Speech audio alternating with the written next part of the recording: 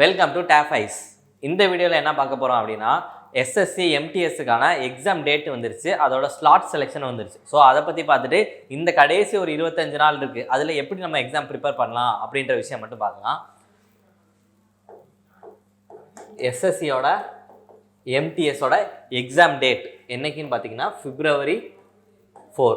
அப்போ February 4லேருந்து exam நம்மளுக்கு start ஆகுது. சரி, ஓகே. இந்த ஸ்லாட் செலெக்ஷன் அது எப்போ இருந்துன்னு பார்த்தீங்கன்னா January 15. அப்போ January 15 ஸ்லாட் செலக்ட் பண்ணிக்கலாம். அது என்ன ஸ்லாட் செலெக்ஷன் அப்படின்னா ஒன்றும் இல்லை. இப்போ எக்ஸாம் டேட் 4 ஆகுங்க, February 4. அப்போ 4, 5, 6, 8, 10, 11 இந்த மாதிரி டேட்ஸ் கொடுத்துருவாங்க. அவங்க எக்ஸாம் டேட்ஸ் இந்தந்த தேதியிலலாம் நம்மளுக்கு பரிசு நடக்க போகுது அப்படின்ற எக்ஸாம் டேட்டு கொடுத்துருவாங்க. அந்த எக்ஸாம் டேட் போக ஒரு ஸ்லாட்டும் இருக்கும். 1, 2, 3, 1, 2, 3, 1, 2, 3 இந்த மாதிரி ஒரு 3 ஸ்லாட் இருக்கும் நம்மளுக்கு எக்ஸாம் டைம் அப்போ. ஸோ நீங்கள் என்ன பண்ணணும்னா இந்த January 15 நம்மளோட வெப்சைட்டில் நம்மளோட க்ரெடென்ஷியலில் லாகின் பண்ணிவிட்டு உங்களுக்கு என்ன டேட்டில் என்ன ஷிஃப்ட்டில் எக்ஸாம் வேணும் அப்படின்றத செலக்ட் பண்ணணும். இப்போ உதாரணத்துக்கு எனக்கு 6ஆம் தேதி செகண்ட் ஷிஃப்ட் வேணும் அப்படின்னா நீங்கள் 15 நம்மளுக்கு ஓப்பன் ஆன பிறகு நீங்கள் 6ஆம் எனக்கு எக்ஸாமில் செகண்ட் ஷிஃப்ட் எனக்கு வேணும் அப்படின்றத சூஸ் பண்ணிக்கலாம். இதுதான் ஸ்லாட் செலெக்ஷன். ஓகே, இது வந்து ஓப்பன் பண்ணிட்டாங்க. இப்போ இது எப்போ பண்ணணும் அப்படின்னா January 15 ஸ்டார்ட் பண்ணுறாங்களா, நம்ம உடனே பண்ணிடணும். 15 என்னைக்கு ஓப்பன் ஆகுதோ அன்றைக்கே பண்ணிடணும். ஏன் அப்படின்னா நீங்கள் ஒரு 16 17 நாள் கடத்துனீங்கன்னு வச்சுக்கோங்களேன், உங்களுக்கு தேவையான ஸ்லாட் இப்போ 6ஆம் 2வது ஷிஃப்ட் ஃபில் ஆயிடுச்சு அப்படின்னா நீங்கள் இந்த நினச்ச டேட்டில் நீங்கள் அப்ளை பண்ண முடியாது. எக்ஸாமுக்கு நீங்கள் எந்த டேட் எந்த ஷிஃப்ட் வேணும்னு நினைக்கிறீங்களோ அது கிடைக்காது. ஸோ இது ஃபில் ஆயிரும். இப்போ ஃபில் ஆயிடுச்சுன்னு வைங்களேன், உங்களுக்கு மீதி இப்போ 6ஆம் மொதல் ஷிஃப்ட் இருக்கும், 3ஆவது ஷிஃப்ட் இருக்கும். உங்களுக்கு எதெல்லாம் ஃபில் ஆயிடுச்சோ அது எல்லாமே போயிடும். உங்களுக்கு ரிமைனிங் இருக்கிறது தான் கிடைக்கும். டைம் ஆக உங்களுக்கு எல்லா ஸ்லாட்டும் ஃபில் ஆகி இது வந்து இந்த ஒரு சினிமா டிக்கெட் புக் பண்ணுற மாதிரி தான் வச்சுக்கோங்களேன். ஒரு ஃபஸ்ட் டே ஃபஸ்ட் ஷோ வந்து நம்ம பார்க்கணும், இந்த டைத்தில் எனக்கு சென்டரில் சீட் வேணும் அப்படின்னு நம்ம நினைக்கிறப்ப அந்த இது ஃபில் ஆயிடுச்சு அப்படின்னா நம்மளால் புக் பண்ண முடியாது இல்லை. ஸோ அடுத்த ஷோஸில் தான் புக் பண்ண முடியும். ஸோ அது மாதிரி தான் இதுவும் ஸ்லாட் செலெக்ஷன்றது இப்படி தான் ஒர்க் ஆகுது. ஸோ இதனால நம்ம வந்து இந்த January 15 ஸ்டார்ட் பண்ணுறாங்கன்னா அந்த January 15 நம்ம வந்து டக்குன்னு நம்மளுக்கு என்ன டேட்டில் வேணும் அப்படின்னு சொல்லிட்டு புக் பண்ணிடும். பெரும்பாலானவங்க என்ன புக் பண்ணுவாங்கன்னா ஃபஸ்ட் டேட்ஸ் நிறையா இருக்கணும். ஒரு 20 நாள் வச்சுக்கோங்களேன், ஒரு 10, 11 அந்த ரேஞ்சில் புக் பண்ணலாம். இல்லை 15 அந்த ஒன்று நடுவில் புக் பண்ணுவாங்க, இல்லாட்டி லாஸ்ட்டில் புக் பண்ணுவாங்க. இந்த ஸ்டார்டிங்கில் யாரும் பெருசாக புக் பண்ண மாட்டாங்க. ஏன் அப்படின்னா அந்த கொஸ்டின்ஸ் அந்த ஷிஃப்ட்டில் அந்த கொஸ்டின்ஸில் என்ன மாதிரி கேட்குறாங்க, இங்கிலீஷில் எப்படி கேட்குறாங்க, ஜிஎஸ்டியில் எப்படி கேட்குறாங்கன்றது தெரியாது. ஸோ அதனால் பெருசாக எல்லாருமே ஒரு 10 நாள் போயிடுச்சுன்னா அது என்ன மாதிரி மாடலில் கேட்குறாங்கன்ற ஒரு அனலைஸ் பண்ணிடுவாங்க. ஸோ எல்லாருமே அந்த ஒரு எக்ஸாம் ஸ்டார்ட் ஆகி ஒரு 10 days அந்த ரேஞ்சில் தான் புக் பண்ணுவாங்க. சரி, ஓகே. இப்போ இந்த எக்ஸாம் எப்படி ப்ரிப்பேர் பண்ணுறது, லாஸ்ட்டு ஒரு 25 days தான் இருக்குது. இதை வந்து நம்ம எப்படி இந்த 25 நாளில் படிக்கணும்னா எப்படி படிக்கலாம் அப்படின்ற விஷயத்த பார்க்கலாம். ஓகே, நம்மளுக்கு first maths, reasoning, English, general awareness இந்த 4 செக்ஷன் தான் இருக்குது இல்லையா எம்டிஎஸில். இந்த மேக்ஸ், ரீசனிங் ரெண்டுமே என்னது நம்மளுக்கு குவாலிஃபையிங். அண்ட் இன்னொரு விஷயம், நெகட்டிவ் மார்க் இருக்காது. அப்போ மேக்ஸ், ரீசனிங் அப்படின்றது இங்கே வந்து குவாலிஃபையிங் மட்டும்தான், நெகட்டிவ் மார்க்ஸ் இருக்காது. அதுவும் போக இது வந்து எல்லாருமே எஸ்எஸ்சி படிக்கிறவங்க, ஆர்ஆர்பி படிக்கிறவங்க, டிஎன்பிசி படிக்கிறவங்க யாருமே அப்ளை பண்ண எல்லாருமே போய் அட்டன் பண்ணலாம். ஏன்னா இது சும்மா அட்டன் பண்ணாலே நம்ம என்னது குவாலிஃபை ஆகிடலாம். சரி, அப்போ நம்மளுக்கான ஸ்கோரிங் பார்ட் எது அப்படின்னு பார்த்தீங்கன்னா இந்த இங்கிலீஷும் ஜிஎஸ் ஜென்ரல் அவேர்னஸும் தான். அப்போ இங்கிலீஷில் மொத்தம் எத்தனை கொஸ்டின்? 25 கொஸ்டின். ஜென்ரல் அவேர்னஸில் 25 கொஸ்டின். அப்போ டோட்டலாக எத்தனை கொஸ்டின்? 50 கொஸ்டின். அப்போ இந்த 50 கொஸ்டின் தான் நம்மளுக்கான ஸ்கோரிங் பார்ட். ஒரு கொஸ்டினுக்கு எம்டிஎஸில் மட்டும் இது வந்து இந்த இது வந்து எம்டிஎஸ்க்கு மட்டும்தான் அப்ளை ஆகும். இங்கிலீஷ்லேயும் சரி ஜென்ரல் அவேர்னஸும் சரி ஒரு கொஸ்டினுக்கு 3 மார்க். அப்போ 50 கொஸ்டின் அப்படின்னா எத்தனை மார்க் நம்மளுக்கு? 150 மார்க். அப்போ 150க்கு நம்ம எவ்வளோ எடுக்கிறோம் அப்படின்றத பொறுத்து தான் நம்ம இந்த எக்ஸாம் கிளியர் பண்ணுறோமா இல்லையா அப்படின்றது. நெகட்டிவ் மார்க் இருக்கான்னு கேட்டால் நெகட்டிவ் மார்க் இருக்குது. ஒரு கொஸ்டினுக்கு ஒரு நெகட்டிவ் மார்க். அதாவது ஒரு கொஸ்டின் கரெக்டாக போட்டிங்கன்னா 3 மார்க், ஒரு கொஸ்டின் தப்பாக போட்டோம்னா நம்ம எடுத்த மார்க்லேருந்து 1 மார்க் மைனஸ் ஆகும். எப்படின்னா இப்போ நீங்கள் வந்து 10 கொஸ்டின் அட்டன் பண்ணுறீங்க அப்படின்னா 9 கொஸ்டின் கரெக்டாக போட்டிங்க, ஒரு கொஸ்டின் தப்பாக போட்டிருக்கீங்கன்னு வச்சுக்கோமே. அப்போ நீங்கள் கரெக்டாக போட்ட கொஸ்டின் எத்தனை? 9 கொஸ்டின். அப்போ 9 × 3 27. நீங்கள் போட்ட 9 கொஸ்டினுக்கான மார்க் 27. ஆனால் நீங்கள் போட்ட ஒரு நெகட்டிவ் மார்க் கொஸ்டின் இருக்குல்ல, ஒரு தப்பாக போட்ட கொஸ்டினுக்கு 1 மார்க் மைனஸ் சொன்னோம்ல, நீங்கள் எடுத்த மார்க்லேருந்து 1 மார்க் மைனஸ் ஆகி உங்களுக்கு 26 மார்க் வரும். நீங்கள் 10 கொஸ்டினில் 9 கொஸ்டின் கரெக்டாக போட்டிருந்தீங்க அப்படின்னா உங்களுக்கு 26 மார்க். அப்போ ஒரு கொஸ்டின் தப்பாக போட்டோன்னா அந்த கொஸ்டின்கான மார்க்கும் நம்மளுக்கு மைனஸ் ஆகுது, அது போக நம்ம நெகட்டிவ் மார்க்கு 1 மார்க் போகும். ஸோ இதுதான் நம்மளுக்கான பேட்டர்ன். இப்படி தான் இருக்கும் நம்மளுக்கு. அப்போ இந்த 150க்கு நம்ம எவ்வளோ எடுக்கிறோம் அப்படின்றத பொறுத்து தான் நம்மளுக்கு வந்து போஸ்டிங். சரி, இந்த இங்கிலீஷ் ஜென்ரல் அவேர்னஸ் இந்த லாஸ்ட் டைமில் எப்படி படிக்கிறது அப்படின்னா, இங்கிலீஷை பொறுத்த வரைக்கும் ரெண்டுக்குமே சரி, இங்கிலீஷ் ஜென்ரல் அவேர்னஸ் இது ரெண்டுக்குமே இப்போ கடைசி இருக்க ஒரு 20 நாள் 25 நாளில் நம்ம படிக்க வேண்டியது ஒன்லி ப்ரீவியஸ் இயர் கொஸ்டின் மட்டும்தான். ஏன்னா வேறு எதுவுமே நம்மளுக்கு ஹெல்ப் பண்ணாது. நீங்கள் இப்போ எடுத்து நான் புதுசாக வந்து படிக்க போகிறேன் அப்படின்னா எதுவுமே ஹெல்ப் பண்ணாது. நீங்கள் ஹிஸ்ட்ரியாக இருக்கட்டும், பாலிட்டியாக இருக்கட்டும், ஜாகிரஃபியாக இருக்கட்டும், எக்கனாமிக்ஸாக இருக்கட்டும், கரண்ட் அஃபேர்ஸாக இருக்கட்டும், ஸோ எதுவுமே என்னது புதுசாக எடுத்து படிக்க முடியாது. புதுசாக எடுத்து படித்தோம் அப்படின்னா நம்மளால் கம்ப்ளீட் பண்ண முடியாது இந்த 25 நாள் டைமுக்குள்ளே. ஸோ இதுக்கு வேறு வழி என்ன அப்படின்னா கண்டிப்பாக ப்ரீவியஸ் இயர் கொஸ்டின் படிக்கிறது தான்.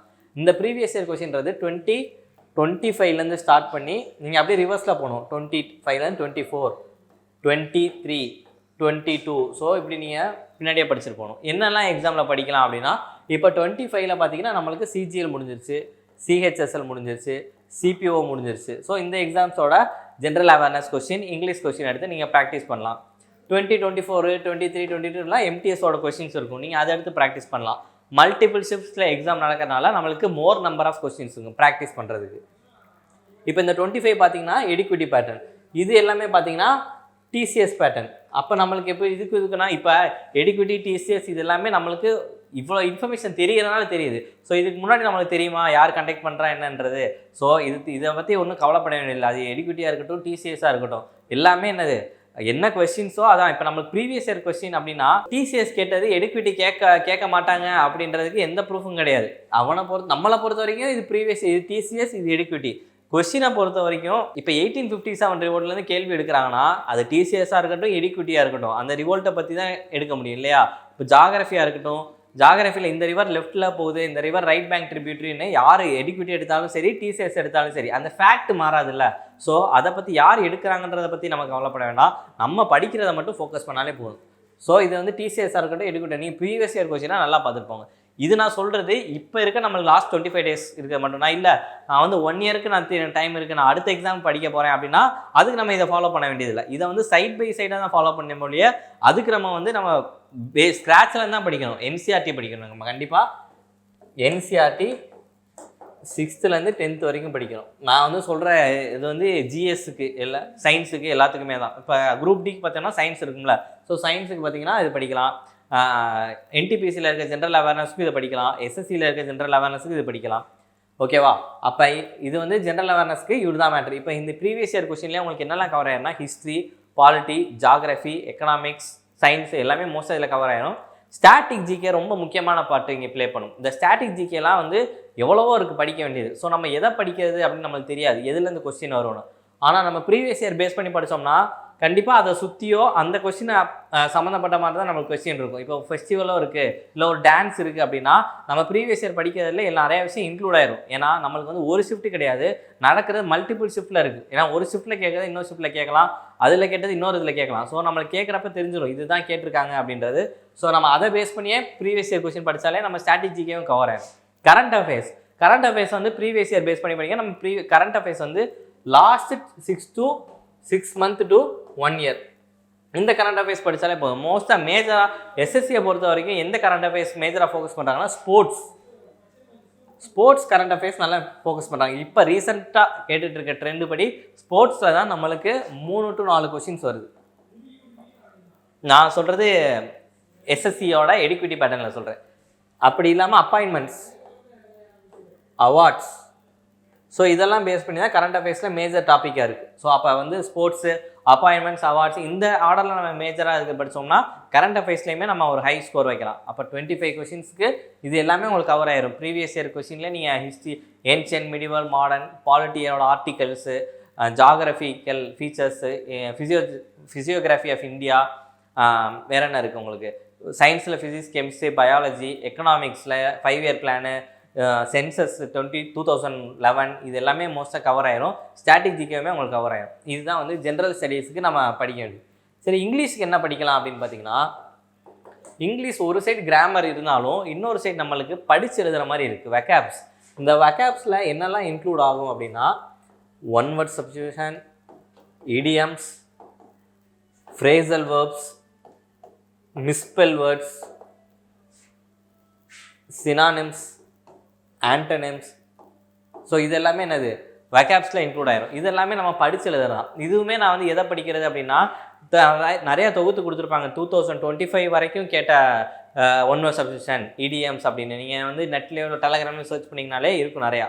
ஸோ அந்த சோர்ஸ்லாம் வச்சு படித்தோம்னா இது எல்லாமே கவர் பண்ணிடலாம். இது எல்லாமே நம்ம ஜென்ரல் அவேர்னஸ் படிக்கிறோம்ல, அதே மாதிரி தான் இதுவும் படிக்க போகிறோம். இப்போ கிராமர் பார்ட் பொறுத்த வரைக்கும் தான் நம்ம என்ன பண்ணோம், ஸோ அதை வந்து அப்ளை பண்ணுற மாதிரி இருக்கும். இது எல்லாமே நம்ம படித்து எழுதுகிற மாதிரி தான் இருக்கும்.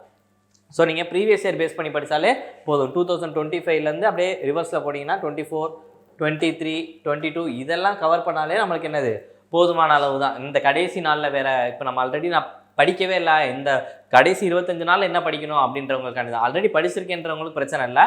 அவங்க வந்து வெறும் டெஸ்ட்டு போட்டு பார்த்தாலே போதும். ஸோ அவங்க டெஸ்ட்டு போட்டு அதை ரிவ்யூ பார்த்தாலே போதும், வேறு எதுவும் பண்ண தேவையில்ல. இவங்க புதுசாக படிக்க வேண்டாம்னு சொல்கிறேன். இந்த 25 நாள் கடைசி இருக்கிறதுல எதுவுமே புதுசாக படிக்காமல் ஆல்ரெடி படித்ததை படிங்க, அப்புறம் இல்லாட்டி ப்ரீவியஸ் இயரை பேஸ் பண்ணி படிங்க. இதுதான் கிராமர். பார்த்தீங்கன்னா உங்களுக்கு 120 ரூல்ஸ் அந்த இதெல்லாம் இருக்கும். ஸோ அதை வந்து ஒரு ஓவர்வியூ கூட பார்த்தாலும் போதுமானது தான் கிராமர் பார்ட்டை பொறுத்த வரைக்கும். இந்த இன்னொரு 5 கொஸ்டின் எப்படி கேட்பாங்கன்னா, ஒன்று கிளாஸ் டெஸ்ட்டாக இருக்கும், இல்லை காம்ப்ரிஹென்ஷனாக இருக்கும். இந்த கிளாஸ் டெஸ்ட்னா என்ன அப்படின்னா, ஒரு பேராகிராஃப் இருக்கும், ஒரு பேராகிராஃப் கொடுத்துருப்பாங்க, அதில் அங்கங்கே ஒரு பிளாங்க் கொடுத்துருப்பாங்க, ஃபில் இன் த பிளாங்க்ஸ் மாதிரி. அங்கே என்ன வார்த்தை வரும், அங்கே என்ன வேர்டு வரும் அப்படின்றத நம்ம ஃபில் பண்ணணும். அதுதான் வந்து கிளாஸ் டெஸ்ட். அதில் 5 கொஸ்டின் இருக்கும். இப்போ ரீசெண்டாக போன இந்த சிஜிஎல் சிஹெச்எஸ் எல்லாம் எப்படி கேட்குறாங்கன்னா, காம்ப்ரிஹென்ஷன் பேஸ் பண்ணி தான் கேட்குறாங்க. காம்ப்ரிஹென்ஷன்னா என்ன அப்படின்னா, ஒரு பேராகிராஃபையும் கொடுத்துருவாங்க, அந்த பேராகிராஃபில் இருந்து 5 கொஸ்டின் கேட்குறாங்க. இதுதான் காம்ப்ரிஹென்ஷன். அதனால் அந்த 5 மார்க் வந்து காஸ்ட் டெஸ்ட்டாகவும் இருக்கலாம், காம்ப்ரிஹென்ஷனாகவும் இருக்கலாம். மோஸ்ட்டாக காம்ப்ரிஹென்ஷன் தான் கேட்குறாங்க. இப்போ ரீசெண்டாக நடந்த எக்ஸாம் சிஜிஎல் சிஹெச்எஸ்எல் எல்லாத்துலேயுமே என்னது காம்ப்ரிஹென்ஷன் பேஸ் பண்ணி தான் கொஸ்டின் இருக்கும். இந்த 2025லே என்ன சிஜிஎல் நடந்துச்சு, சிஹெச்எஸ்எல் நடந்துச்சு, சிபிஓ நடந்துச்சு, ஸ்டெனோ நடந்துச்சு. இந்த கொஸ்டின்லாம் எடுத்து நீங்கள் ரெஃபர் பண்ணாலே போதுமானது. இந்த 2025ல எடிக்விட்டியில் எந்த மாதிரி பேட்டர்னில் கேட்குறாங்க அப்படின்றது இங்கிலீஷுக்கு தெரிஞ்சிடும். ஸோ இதுதான் கிளாஸ் டெஸ்ட்டு காம்ப்ரிஹென்ஷன். காம்ப்ரிஹென்ஷன்றது அந்த ஒரு பெரிய பேராகிராஃப் கொடுத்துருவாங்க, அந்த பேராகிராஃப் பேஸ் பண்ணி உங்களுக்கு 5 கொஸ்டின் இருக்கும். அந்த பேராகிராஃப் பேஸ் பண்ணி அந்த 5 கொஸ்டின் தீமாக கேட்கலாம், இல்லை என்ன சொல்ல வராங்க அப்படின்ற மாதிரி கேட்கலாம். ஸோ இந்த மாதிரி தான் இந்த காம்ப்ரிஹென்ஷன்லாமே எதை பேஸ் பண்ணி இப்போ கேட்குறாங்கன்னா, full and full news paper தான். அப்போ கண்டிப்பாக நான் என்ன பண்ணுவோம், நியூஸ் பேப்பர் படிக்கிறோம். இந்த ஜென்ரல் அவேர்னஸ் பாட்டை எப்படி படிக்கிறன்றது நம்ம தனியாக வீடியோ போடலாம். ஸோ இதுதான் உங்களுக்கு ஓவராலாக நான் சொல்கிறது. இப்போ நம்மளுக்கு எம்டிஎஸில் கடைசி நேரத்தில் இந்த 20 to 25 டேஸில் எப்படி ஸ்கோர் பண்ணுறது அப்படின்றதுக்கான ஸ்ட்ராட்டஜி தான் இது. ஸோ இதை நீங்கள் கண்டிப்பாக ஃபாலோ பண்ணிட்டு என்ன ரிசல்ட்னு சொல்லுங்கள். வேறு ஏதாச்சும் இந்த எக்ஸாம்ஸ் ரிலேட்டடாக டவுட் இருந்துச்சு அப்படின்னா கமெண்ட் செக்ஷனில் கமெண்ட் பண்ணுங்கள். தேங்க்யூ.